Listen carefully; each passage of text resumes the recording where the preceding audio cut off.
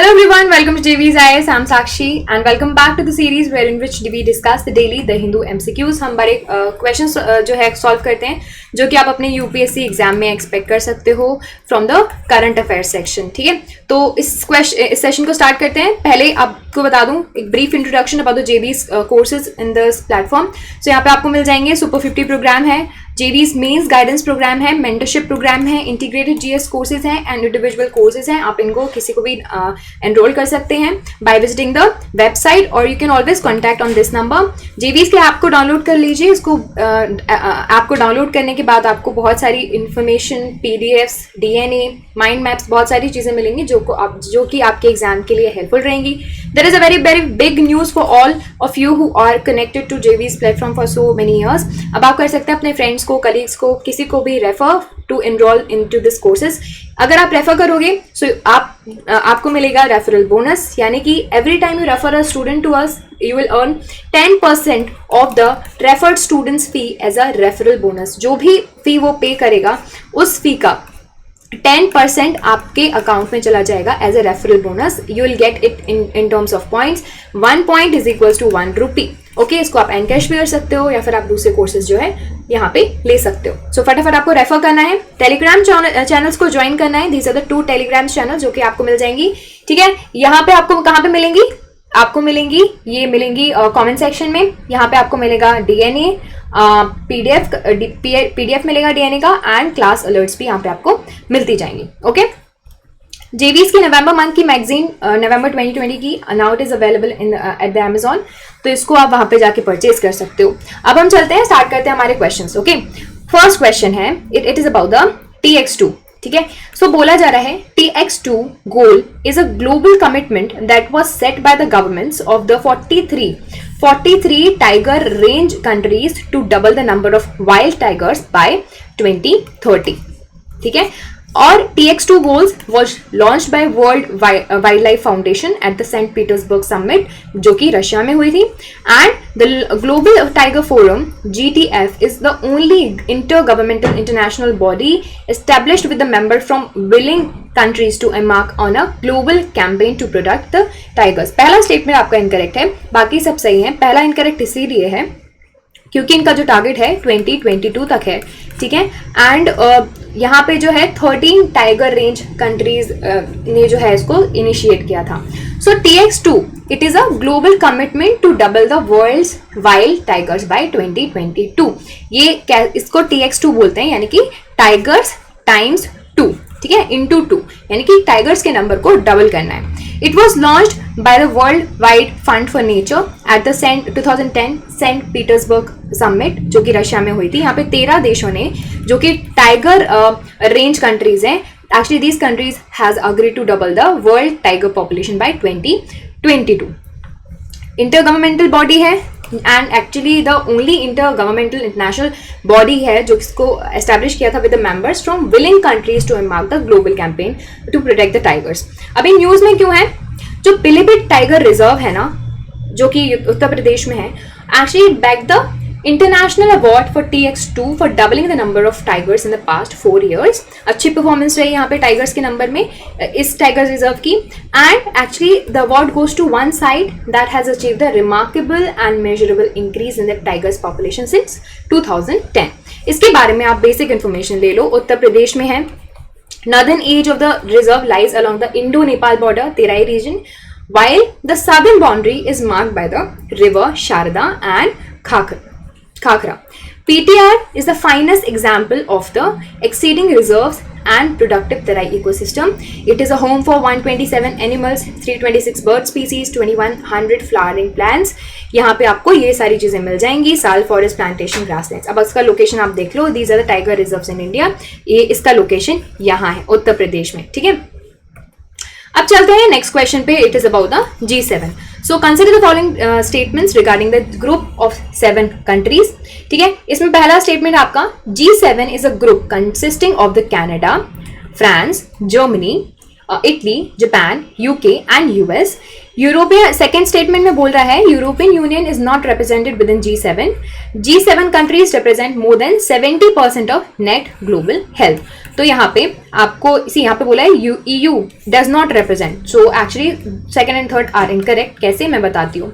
G7 group है, international intergovernmental economic organisation है, जो कि 7 बड़े देश, 7 एडवांस इकोनॉमीज, डेवलप्ड इकोनॉमीज को मिलकर बनाया गया था।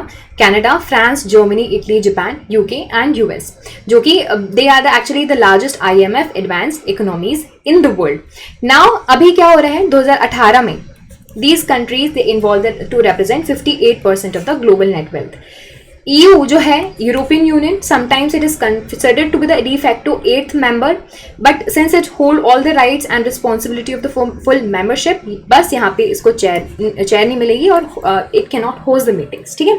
अभी देखो न्यूज में क्या चल रहा है, मैंने इसके ऊपर एक सेशन भी लिया हुआ है about the D10 countries। मैंने आपको एक सेशन में बताया था, करंट अफेयर्स वाला आपको प्लेलिस्ट में एक सेशन मिल जाएगा जहाँ पे मैं बहुत सारे इश्यूज डिस्कस करती हूँ। तो वहाँ पे मैंने आपको बताया था कि जो यूके के प्राइम मिनिस्टर हैं बोरिस जॉनसन जी, उनको हमने बुलाया है हमारे यहाँ 26 जनवरी को, ठीक है।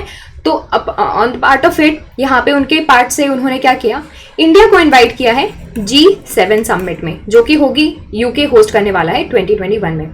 ये चाहते हैं कि क्या हो, अब ये G7 से D10 बन जाए। D10 यानी कि 10 democracies, the state of 10 democracies and organisation of 10 democracies. अभी G7 प्लस क्या हो जाएगा, ये 3 हो जाएगा। What all are the 3 countries, India है, ऑस्ट्रेलिया है एंड साउथ कोरिया। इन तीनों को ऐड करने के लिए ये बातें कर रहा है, ठीक है। अभी यहाँ पे ये है यूके का स्टैंड। यूएस चाहता है कि रशिया भी आ जाए, ठीक है, बट यहाँ पे थोड़ी प्रॉब्लम्स हो सकती हैं, क्योंकि क्या है ना, पहले रशिया पार्ट था, फिर उसको निकाल दिया गया, उसने जो क्रीमिया का एनेक्सेशन किया था उसके बेसिस पे, तो उसको निकाल दिया था। बट यहाँ पे चाह रहे हैं कि वापस आ जाए। अभी देखो क्या होता है, D10 बनता है या फिर D11 बनता है, बट मोस्ट प्रोबेबली ये D10 है। D10 यानी कि group of 10 democracies, 10 biggest democracies in the world, that is included in the list. UK has decided to do the 10 democracies as an alternative to the 5G equipments and technologies, क्योंकि China का जो influence है वो बढ़ता जा रहा है in the telecom giants and telecom sections में। तो यहाँ पे चाहते हैं कि हम खुद ही मिलकर बनाएं, ठीक है। और इसको ऐसा भी देखा जा रहा है कि tussle between the democracy and you know whatever is there in the China, ठीक है। जो सिस्टम है नॉन डेमोक्रेसीज एंड डेमोक्रेसीज के बीच में एक ग्रुप बनाने की कोशिश की जा रही है कि एक अलग से एक डेमोक्रेसीज आके एक साथ हो गए। और अभी यहाँ पे चाइना क्या है, थोड़ा गुस्सा हो जाएगा, क्योंकि यहाँ पे ये तो यही दिखेगा कि सारे डेमोक्रेसीज उनके इसके खिलाफ अचानक से हो गए। बट यहाँ पे एक ड्रॉबैक भी है कि जो हमारे बहुत सारी कंट्रीज हैं, जैसे कि वेस्ट एशिया की कंट्रीज हो गई, वहाँ पे they are not democratic countries, तो वहाँ पे क्या प्रॉब्लम हो सकती है कि वो भी इसको उनके अगेंस्ट दे सकती है। अभी लेकिन हमें ज़रूरत उन कंट्रीज़ की है ही सही, क्योंकि हमें वहाँ से चाहिए ऑयल। तो देखो यहाँ पे कितना क्या सक्सेसफुल होता है। एक्चुअली जो ये G7 था उसको बनाया ही गया था टू एड्रेस सेवरल इश्यूज जो भी वर्ल्ड अफेयर्स हो रहे हैं। तो ये एलीट उस टाइम की कंट्रीज ने मिलकर बना लिया था, लेकिन अभी इसका रेलेवेंस खत्म होता जा रहा है और इसको वापस रिवैम्प करने के लिए बोल रहे हैं कि हम जो सबसे इंपॉर्टेंट कंट्रीज हैं, इंडिया, ऑस्ट्रेलिया, साउथ कोरिया, इनको भी ऐड करना चाहिए, ठीक है। सो ब्रिटेन ने प्रपोज किया था ये, ओके। अब चलते हैं नेक्स्ट सेशन पे। Which of the following is और part of the personal disposable income. Economy से रिलेटेड क्वेश्चन है, एक्चुअली काफी आते रहता है, ये सारे स्टेटमेंट्स आपको न्यूज़पेपर में आए दिन देखने मिलेंगे, ठीक है। Non tax payment system such as fines, corporate tax, personal income, personal tax payments and net interest payments made by household. Actually सारे के सारे neither of them are included. So personal disposable income क्या होता है, पहले देखो personal income क्या है, किसी भी इकोनॉमिक टर्म में समझोगे, किसी भी इंडिविजुअल की टोटल अर्निंग जो कि वो अपने वेजेस से, इन्वेस्टमेंट जो भी उसने किया है एंटरप्राइजेस में या फिर दूसरे जो वेंचर्स किए हैं, वहां से जितनी भी उसकी इनकम होगी वो कहलाती है क्या, personal income. It is a sum of all the incomes received by the individual और house hold during a given period of a time. अभी अगर इस इनकम में से आप पर्सनल टैक्सेस को डिडक्ट कर दोगे एंड नॉन टैक्स पेमेंट्स को भी डिडक्ट कर दोगे, तो आपका बन जाएगा पर्सनल डिस्पोजेबल इनकम। इजी था। तो उसके बेसिस पे वो चारों के चारों इसमें इंक्लूडेड नहीं रहेंगे। अभी नेक्स्ट क्वेश्चन पे चलते हैं। नेक्स्ट क्वेश्चन है, consider the following statements. 1, qualified foreign investors do not include foreign institutional investors FIIs। Second, currency future contracts allows investors to hedge against the foreign exchange risk. Both the statements are correct. देखो इसको अच्छे से समझो। QFI में FII सब account, foreign ventures ये सब include नहीं होते हैं. Currency futures, they are contracts to buy and sell specific underline currency at a specific time in the future for the specific purpose. ये actually these contract they allow investors to hedge against the foreign exchange risk. ये आपको मिलता रहेगा news में काफी देखने. अब चलते हैं नेक्स्ट क्वेश्चन पे. शिगेलोसिस रिसेंटली एक न्यूज में एक टर्म चल रही है, वो किस चीज से रिलेटेड है? Sickness resulting from long term exposure to an occupational hazard in a workplace.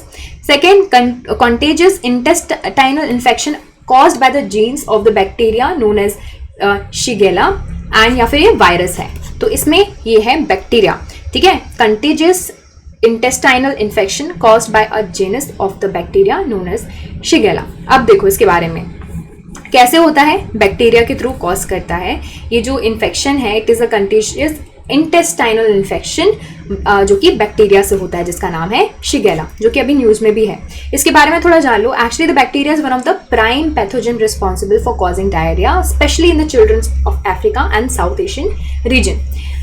ये जो बैक्टीरिया है ये कैसे भी एंटर कर सकता है, like after entering the body through injections, attack of epithelia lining of the colon result in the inflammation of the cells. ये पर्सन टू पर्सन भी स्प्रेड कर सकता है अगर उसको या फिर एक्सीडेंटली सॉलो कर दिया तो. Spread through contaminated food and water, ये सबसे कॉमन फॉर्म है for the transmission across the world, ठीक है. अभी इसके कॉमन सिम्टम्स देख लो. यहाँ पे लोग जो है आपको इसके symptoms with in 1 or 2 days देखने मिल जाएंगे जैसे ही जब आपकी बॉडी में एंटर कर जाएगा. कॉमन सिम्टम्स होते हैं diarrhoea, often bloody and painful, stomach pain, fever, nausea, vomiting, ये सारी चीजें. And there have been a cases to where people don't experience any science of the bacterial infections as well. अब यहाँ पे सवाल है कि is Shigella severe in most cases. So complications तो ज़्यादा होती नहीं है मोस्ट केसेस में, बट कुछ केसेस में अगर यहाँ पे आपका डायग्नोसिस जो है आधा छूट जाए या फिर तो उस केस में क्या हो सकता है, सीवियर सिम्टम्स देखने मिल सकते हैं. And also it can lead to the complications like seizures, rectal prolapse and active arthritis and also to the death. अब देखो न्यूज में क्या है वो हम बता देते हैं. Recently health officer of the Kozhikode district in Kerala, उन्होंने एक इमरजेंसी मीटिंग कंडक्ट करवाई थी क्योंकि 6 केसेस यहाँ पे देखने मिले हैं, डिटेक्ट किए हैं इस डिस्ट्रिक्ट में. प्रिवेंट कैसे कर सकते हो आप इसको? So centre for disease control and prevention का कहना है कि आप अपने हाथ धोते रहो, specially after dealing with the child diapers and before preparing और ईटिंग फूड. ये आपको ध्यान रखना है. स्विमिंग पूल्स में पानी मत पियो, ठीक है. और one can avoid eating contaminated food, ये स्पेशली जो स्ट्रीट फूड्स होते हैं अनहाइजीनिक कंडीशन में अगर उनको बनाया जा रहा है तो वो अवॉइड करो. Drinking boiled water is advised always, ठीक है. हर चीज के लिए बॉइल वाटर तो पीना ही होता है ना, ठीक है. नेक्स्ट क्वेश्चन पे चलते हैं. Which of the following, like which Indian state is the first country to get certification of kiwi under the mission organic value chain development of north eastern region? Arunachal Pradesh, Assam, Nagaland and Manipur. तो इसका answer है Arunachal Pradesh. Arunachal kiwi को organic certification मिल गया है और for the kiwi under the mission organic value chain development for north eastern region. एक scheme है नॉर्थ ईस्टर्न स्टेट के लिए, ministry of agriculture and farmer welfare ने इन्होंने निकाली थी. अरुणाचल प्रदेश बन गई है पहली कंट्री जिसको ऐसा सर्टिफिकेशन मिला है फॉर किवी. दे आर, ये कहाँ पे आपको इनका लाइक ग्रोथ मिलेगी, कहाँ पे मिलेंगे? जायरो वैली में मिलेंगे, ठीक है. इसका लोकेशन आपको याद रखना है जो कि लोअर सुबनसिरी डिस्ट्रिक्ट में है अरुणाचल प्रदेश में. लोकेशन याद रखना है, स्टेट याद रखना है, ये किसके अंडर आता है ये याद रखना है, और क्या चीज के लिए सर्टिफिकेशन मिला है ये भी याद रखना है. Agricultural practices and produces is considered organic when there is no chemical fertilizers and pesticides involved in the cultivation process. ये तो आप जानते ही होंगे. अभी ये जो सर्टिफिकेशंस है they can be obtained after a scientific assessment done by the agriculture and processed food products export development authority, ठीक है. ये सारी चीजें होती हैं. अभी चलते हैं नेक्स्ट क्वेश्चन पे. व्हाइट लेबल एटीएम पे क्वेश्चन है. So first one is consider the following statements regarding the white label ATM, ठीक है. 1, ऑटोमेटेड टेलर मशीन एटीएम्स जो भी सेटअप करे, ओन करे, ऑपरेट करे एक नॉन बैंक एंटिटी तो उसको बोल देंगे white label ATMs. Non bank ATMs operators they are authorized under Payment and Settlement System Act 2007 RBI and they accept cash deposits. So सारे स्टेटमेंट्स सही हैं। अब देखो क्या है, ये जो एटीएम, जो भी एटीएम होगा ना, जिसको सेटअप किया होगा या फिर ओन कर रहा होगा या फिर ऑपरेट कर रहा होगा कौन, नॉन बैंक एंटिटी, तो उसको बोल देते हैं एटीएम व्हाइट लेबल एटीएम, है ना। इनको ऑथराइज होना पड़ेगा under payment and settlement system act 2007 RBI के। For a customers using VLA, it is just like using ATM of another any bank card. Recent development ये है कि देखो अभी until recently these white label ATMs they were not allowed to accept cash deposits, but latest guidance में they are now allowed to receive the cash deposits. ठीक है, ये service now they can give, and also they can also offer the bill payment services through their ATMs. ये दोनों features add किए हैं। चलो यहाँ पे न्यूज एक्चुअली यही आई थी, Jan Dhan cash transfers boost ATM in Bharat. So with Jan Dhan accounts and the governments direct benefit transfer DBT, यहाँ पे देखने मिला है there has been ATM uses को अगर आप देखोगे ना रूरल एरिया में वो ज़्यादा आपको इंक्रीज मिला है। ठीक है, ये ट्रेंड आपको मिला है specially in the wide label operators ATM में। ठीक है, नेक्स्ट क्वेश्चन है, in which of the following tropic level you are likely to find the highest concentration of organic toxin that has been found in oceanic water and aquatic animals inhabiting it? A. Aquatic plants. B. Small fishes at lower trophic levels.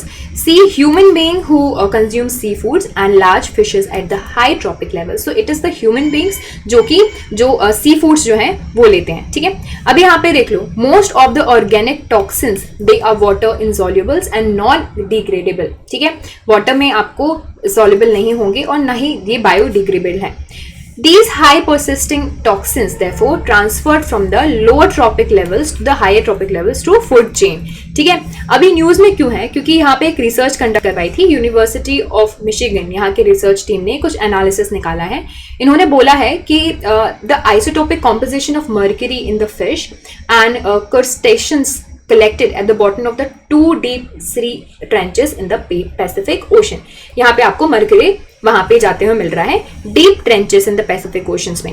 इधर की finding देख लो, it is believe that like mercury that we believe had once been in the stratosphere अभी जो है deepest trench of the earth में जा रहा है। क्यों? The sinking carcasses of the fish from the near the surface area of the water, the toxic mercury pollution to the most, like यहाँ पे जो है सरफेस वाटर है ना वो क्या कर रहे हैं, it is delivering the toxic mercury pollution to the most remote and in fact the inaccessible part of the world's ocean. यानी कि यहाँ पे आपको मरियाना ट्रेंच में भी ये देखने मिल रहा है। And most of that mercury it began a long journey in the deep trenches as the atmospheric and emissions from the coal-fired power plants, mining operations, cement factories and all the other human activities। ठीक है, ये सारे concerns थे, ये सारी जो है बात की जा रही थी। अब चलते हैं नेक्स्ट क्वेश्चन पे। ASEAN plus 3 APT includes which of the following countries, कौन सी कंट्रीज इसके अंदर आती हैं? China, India, Japan and Australia. आपको आंसर देना है इनमें से कौन सी कंट्रीज आती हैं। Okay, so answer is China and Japan, also south Korea. अभी ये आसियान प्लस 3 है तो 3 कंट्रीज तो होनी है, इनको याद रख लो, China, Japan and South Korea. तो actually it is basically a forum that functions as a coordinator for cooperation between the Association of Southeast Asian Nation, ASEAN and 3 nations जो कि China, Japan and South Korea है। ASEAN 6 में आपको India भी मिल जाएगा, Australia मिल जाएगा, New Zealand भी आगे मिल जाएगा।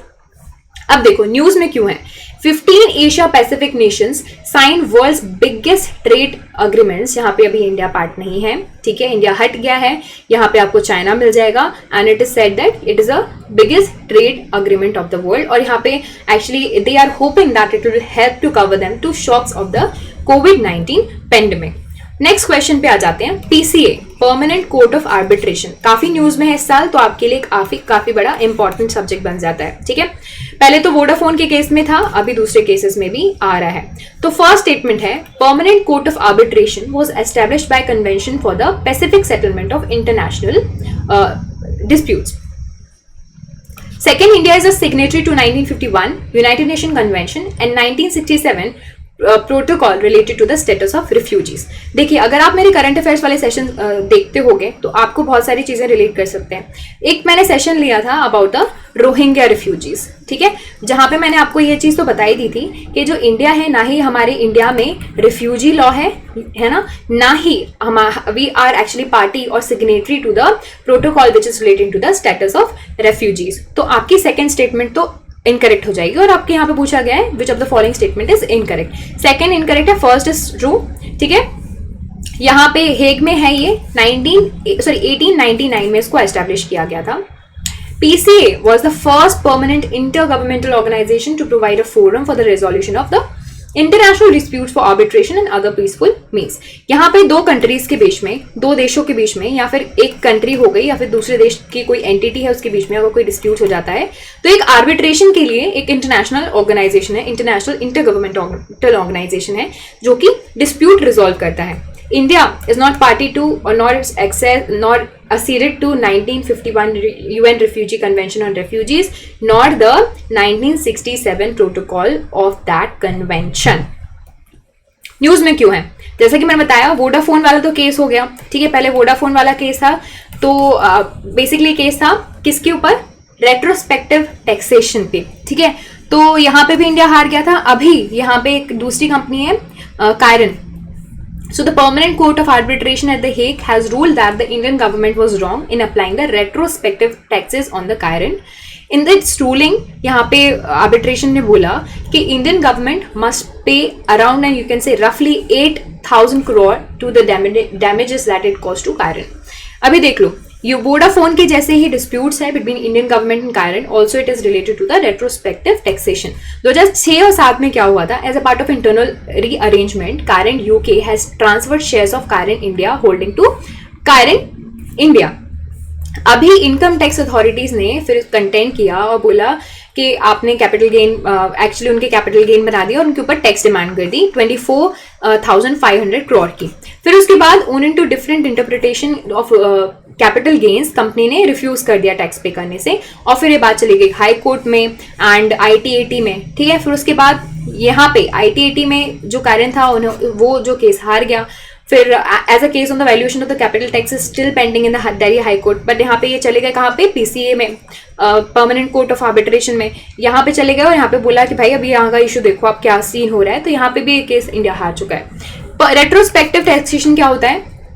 इस टैक्स के अंदर कोई भी कंट्री ऐसा रूल बना सकती है on taxation on certain products, item, services and deals and charge companies from time to time behind the date which the law is pass. Suppose अगर आप 2020 में लॉ पास हुआ और किसी देश की गवर्नमेंट चाह रही है कि रेट्रोस्पेक्टिव लॉ बनाया जाए, यानी कि 2018 से लागू किया जाए, रेट्रोस्पेक्टिव है वो, ठीक है। तो यहाँ पे इस तरह का सीन होता है, तो उसको बोलते हैं रेट्रोस्पेक्टिव टैक्सेशन, ठीक है। अभी वोडाफोन का केस है, ठीक है, ब्रीफ इवेंट है 2007 में। Vodafone in a like 11 billion deal buy the Indian mobile assets from Hutchison, ठीक है। इंडिया ने क्लेम कर दिया इन पे टैक्स, ठीक है, इंटरेस्ट और पेनल्टीज भी क्लेम कर दी। फिर इसने जो है कंटेस्ट किया डिसीजन। फिर 2012 में सुप्रीम कोर्ट ने जो है टेलीकॉम प्रोवाइडर वोडाफोन के ही जो फेवर में है जो रूलिंग दी। फिर गवर्नमेंट ने क्या किया? गवर्नमेंट ने रूल्स ही चेंज कर दिए to enable the tax deals that are already been concluded. अभी 2014 में वोडाफोन ने इनिशिएट किया arbitration proceedings against India at the Hague, ठीक है, PCA में। फिर उसके बाद यहाँ पे जो है अभी रिसेंट में वो जीत भी गया था केस। अब जान लो थोड़ी सी basic information about the permanent court of arbitration, ठीक है। इसके बारे में बेसिक डिटेल्स हैं ये। तो देखो, इट वाज एस्टैब्लिश इन 1899, क्या फैसिलिटेट करने के लिए? Arbitrations and other form of dispute resolution between the states. एक इंटर गवर्नमेंटल ऑर्गेनाइजेशन है, डेडिकेटेड है for serving international community in the field of dispute resolution. 3 part है ऑर्गेनाइजेशन स्ट्रक्चर के। Administrative council है जो कि देखता है पॉलिसीज एंड बजट। पैनल है फॉर इंडिपेंडेंट पोटेंशियल आर्बिट्रेटर्स जिसको मेंबर्स ऑफ कोर्ट बोलते हैं। एंड थर्ड है सेक्रेटेरिएट, इंटरनेशनल ब्यूरो भी बोलते हैं, जिसको सेक्रेटरी जनरल हेड करता है। तो गाइस, हो गया आज का सेशन, हमने काफी क्वेश्चंस जो है डिस्कस किया। आई होप आपको ये सारे क्वेश्चन समझ में आए हों। These are the very very important questions that you can expect in your examination. ये सारे टॉपिक्स पे आपको नजर रखनी पड़ेगी। सो यस, आज का सेशन हो गया। लास्ट में मैं आपको बता दूं कि आप प्रीमियम कोर्सेज ज्वाइन कर लीजिए JVs के। We have so many courses, super 50 program है। It is specially design for the candidates who are appearing in UPSC after 2 years, और जो वर्किंग प्रोफेशनल हैं या फिर स्टूडेंट्स हैं, ग्रेजुएशन ही चल रहा है, ये सारे लोग भी इस कोर्स को ज्वाइन कर सकते हैं, क्योंकि ये है दिस इज फॉर 2 years, ठीक है। And there is a mains guidance programme also, mentorship programme भी है, where in which specialised mentorship is provided by the specialised mentor to the students, ठीक है। इंटीग्रेटेड GS कोर्सेज हैं, अगर आप 2021 के लिए प्रिपेयर कर रहे हैं तो इंटीग्रेटेड GS कोर्सेज ज्वाइन कर लीजिए। इंडिविजुअली किसी कोर्स को ज्वाइन करना है, यानी कि अगर सिर्फ और सिर्फ अगर आपको पॉलिटी के लिए, इकोनॉमी के लिए, सोशल इशूज के लिए, करंट अफेयर्स के लिए सिर्फ क्लासेस लेनी है, तो आप ये ज्वाइन कर सकते हो। JVs की ऐप को आपको डाउनलोड करना ही करना है। This is very very useful and helpful for your UPSC preparation. यहाँ पे आपको mind maps, current affairs, DNA, MCQs, बहुत सारी चीजें मिलेंगी। Very very helpful app. यहाँ गूगल पे से, ऐप स्टोर से, कहीं से भी डाउनलोड कर लो। एक नंबर है 8829322364, इस पे आप कांटेक्ट कर सकते हो for any other information. So thank you so much for listening guys. I hope this session was useful to you. So subscribe to the channel if you like the session and hit the bell icon. यहाँ से आपको सारे notifications, class alerts, सारी चीजें मिलती जाएंगी. You can also connect us on the social media website, Facebook, Twitter, Instagram and Telegram. So guys, this is it for this session. मिलते हैं कल. Till then, take care. Bye bye.